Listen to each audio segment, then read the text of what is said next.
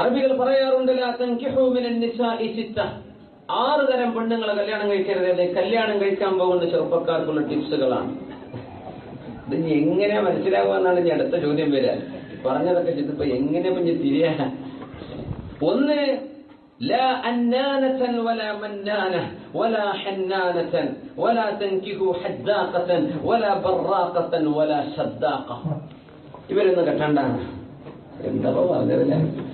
ലാ അന്നാനത്തൻ, അന്നാനത്തിനെ കെട്ടരുത് എന്ന് പറഞ്ഞാൽ എപ്പോഴും ഈ കംപ്ലൈന്റ് പറയുന്ന അവസ്ഥ. അനീൻ, എപ്പോ നോക്കിയാലും ഓരോരോ കുഴപ്പം. അത് പറഞ്ഞു, വാപ്പ അത് പറഞ്ഞു, പിന്നെ നിങ്ങൾ അത് പറഞ്ഞു, തീരെ ശരിയായില്ല, പിന്നെ ഇങ്ങനെ എന്ത് നോക്കിയാലും എപ്പോഴും പരാതി, full time complaint. Complaint box എന്നൊക്കെ പറയില്ലേ, അങ്ങനത്തെ പെണ്ണുങ്ങൾ കെട്ടരുത് കേട്ടോ എന്ന് പരിശുദ്ധ ഈ സമൂഹത്തിന്റെ മുൻഗാമികൾ പറഞ്ഞ ബുദ്ധിമാനികളായ ആളുകൾ പറഞ്ഞു പോയ വാക്ക് ഹദീസല്ല. വലാ മന്നാനത്തൻ, മന്നാനത്ത് എന്ന് പറഞ്ഞാൽ മന്ന്. നമ്മള് പറഞ്ഞ ഒരു വിഷയം ചെയ്തു കഴിഞ്ഞാൽ അത് എപ്പോഴും ഞാൻ ഇത് നിങ്ങൾക്ക് വേണ്ടി ചെയ്തതാട്ടോ, ഇത് ഞാൻ അന്ന് അത് ചെയ്തെന്നില്ല, ഇത് ചെയ്തെന്നില്ലേ, എപ്പോഴും ചെയ്ത കാര്യങ്ങൾ ഇങ്ങനെ എടുത്തു പറഞ്ഞ് ഭർത്താവിനെ ചൂഷണം ചെയ്യുന്ന പെണ്ണ്, അതും വേണ്ട കേട്ടോ, അതൊക്കെ പണിയാവും. വലാ ഹന്നാനത്തൻ, പിന്നെ ഹന്നാനത്ത് എന്ന് പറഞ്ഞാൽ രണ്ടാമതൊരു കല്യാണം കഴിച്ച പെണ്ണാണെങ്കിൽ അപ്പൊ ഇതിന്റെ ആവശ്യമുണ്ടോ? രണ്ടാമത് കല്യാണം കഴിച്ച പെണ്ണ്, ആദ്യത്തെ ഭർത്താവ് മരിച്ചു എന്ന് വിചാരിക്കുക, രണ്ടാമത്തെ ഭർത്താവിനെ കല്യാണം കഴിച്ചു. ആദ്യത്തെ ഭർത്താവിന് ഒരു കുട്ടിയുണ്ടെന്ന് വിചാരിക്കുക, രണ്ടാമത് പുതിയ മക്കളൊന്നും ഇല്ലാത്തൊരു ഭർത്താവിനെ കല്യാണം കഴിച്ചു. അപ്പോഴാണ് ഈ പ്രശ്നം വരിക.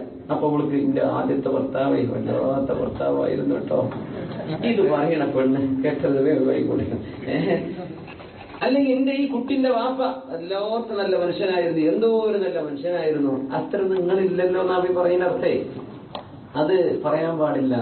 അതുകൊണ്ട് നബിതങ്ങളൊക്കെ എപ്പോഴും പറ്റുകയാണെങ്കിൽ തെയ്യബെ കല്യാണം കഴിക്കേണ്ട, ബിഖറിനെ കല്യാണം കഴിച്ചോളൂ എന്ന് പറഞ്ഞ കന്യകയെ കഴിച്ചോളൂ. ഒരു കല്യാണം കഴിഞ്ഞവരെ കഴിക്കണ്ട, കാരണം അവർ കമ്പയർ ചെയ്യുന്ന മൂപ്പരെങ്ങനെ ഉണ്ടായിരുന്നു, ഇപ്പൊ ഇയാളിപ്പോ എങ്ങനെയാണ്. ആദ്യമായിട്ട് ഒന്ന് തന്നെ കാണുന്നത്, പിന്നെ പൂൾക്ക് പരാതിയൊന്നും ഉണ്ടാവില്ലല്ലോ.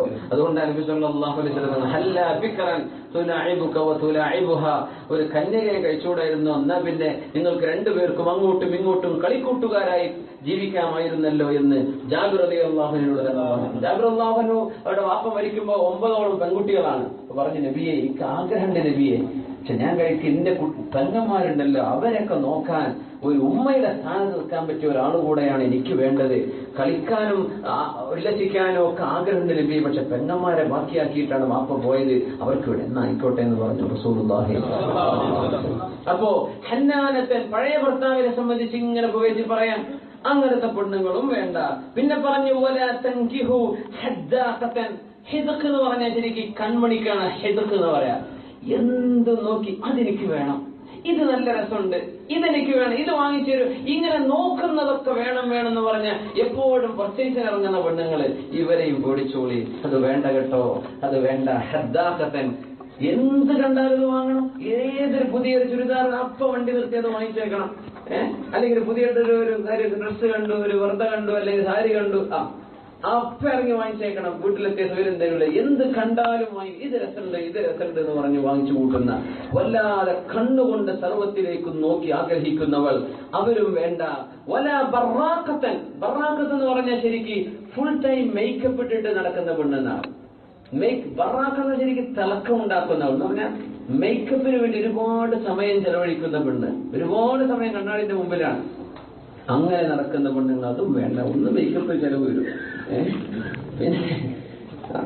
പിന്നെ ഇതൊക്കെ ഒരുതരം അഹങ്കാരത്തിന്റെ ലക്ഷണങ്ങളുമാണ്. സ്വന്തം ഭർത്താവിനൊക്കെ കൊടുക്കാം എന്നല്ലാതെ റോട്ടിലേക്ക് ഇറങ്ങുമ്പോൾ ആകെയായിട്ട് അലങ്കാരം കാണുന്നതും അത് അലങ്കരിക്കുന്നതൊക്കെ പുറത്തിറങ്ങുമ്പോഴാണ്.